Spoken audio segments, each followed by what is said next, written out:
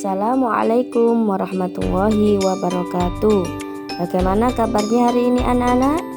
Saya harap kalian semua tetap sehat, tetap selalu dalam lindungan Allah Subhanahu wa Ta'ala. Yuk, hari ini kita belajar. Kita belajar apa ya hari ini? Hari ini kita belajar tentang bagaimana cara menentukan ide pokok dalam sebuah paragraf. Ayo, masih ingat bagaimana cara menentukan ide pokok dalam sebuah paragraf? Let's go, kita belajar.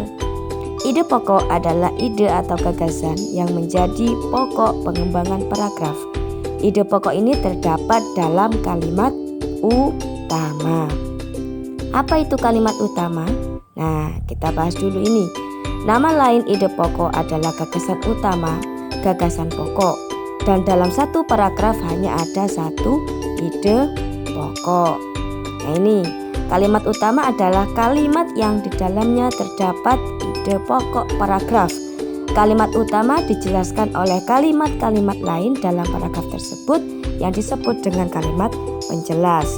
Nama lain untuk kalimat utama adalah kalimat topik. Jadi ide pokok itu terdapat di dalam kalimat utama. Sedangkan kalimat penjelas yaitu kalimat yang menjelaskan kalimat utama. Jadi ada beberapa kalimat penjelas.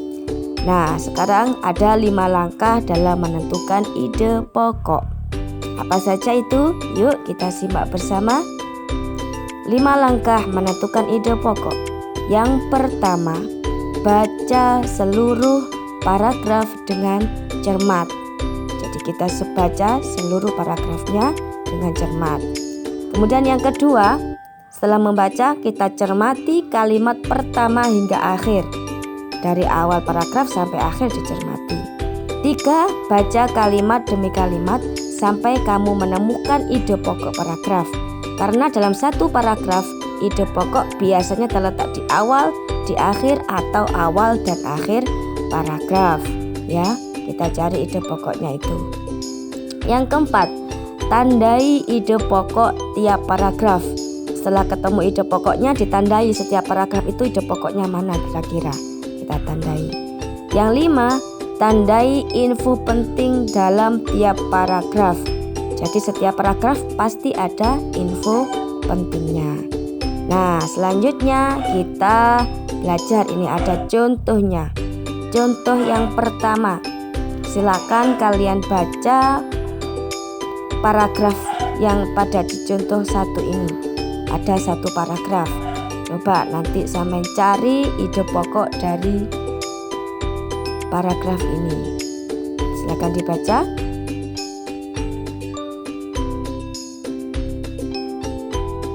Dicermati mana kalimat utamanya. Kalau sudah ketemu, tentukan ide pokok dari paragraf ini. Oke, sudah dapat?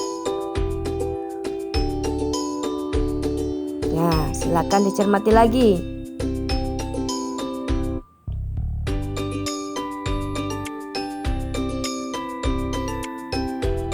Nah, ide pokok paragraf di atas adalah terletak pada kalimat pertama.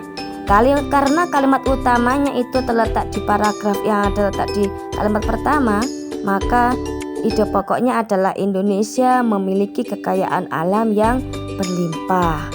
Karena ide pokoknya terletak di kalimat utama. Ya, kita ambil dari situ. Sekarang contoh yang kedua, silakan dibaca dengan cermat, kemudian tentukan kalimat utamanya.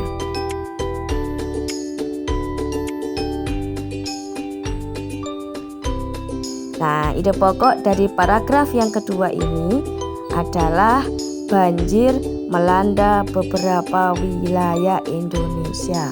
Kan di situ ada di Sumatera Selatan, ya kemudian ada di Jakarta. Jadi ide pokoknya melanda di beberapa wilayah Indonesia. Contoh yang ketiga. Nah, ini coba silakan dicermati paragraf di contoh yang ketiga. Kemudian cari ide pokoknya.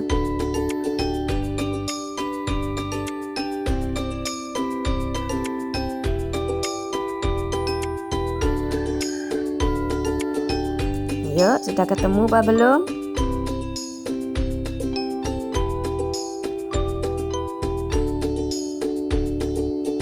Pertama, kalian cari kalimat utamanya ya. Setelah itu menentukan ide pokoknya. Nah, kalimat utama dari paragraf di atas adalah banjir sudah menjadi hal yang biasa di kota Jakarta. Hal tersebut disebabkan oleh banyak faktor. Dari kalimat utama ini kita bisa menemukan ide pokoknya. Nah, ide pokok dari paragraf ini berasal dari kalimat utama, yaitu penyebab masalah banjir di ibu kota. Jadi kalimat utama sudah kita tentukan, setelah itu ketemu ide pokok. Terima kasih atas perhatiannya anak-anak. Pelajaran kita hari ini cukup sekian. Semoga apa yang kita pelajari hari ini bisa bermanfaat. Baik, kita akhiri pelajaran kita hari ini dengan bacaan hamdalah bersama. Alhamdulillahirabbil alamin. Sampai jumpa besok.